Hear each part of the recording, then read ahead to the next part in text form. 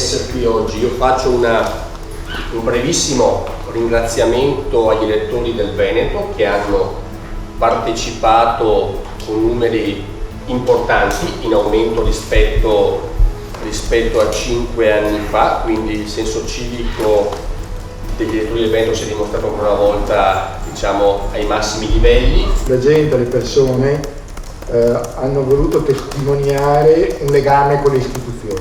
La partecipazione al referendum in questo momento 67,6, quindi 6 punti in più che alle regionali circa.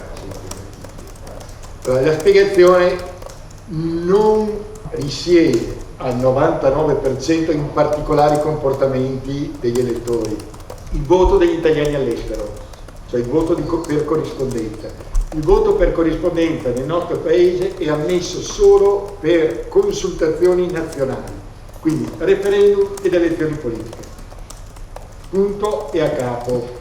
Elezioni regionali, comunali non è previsto.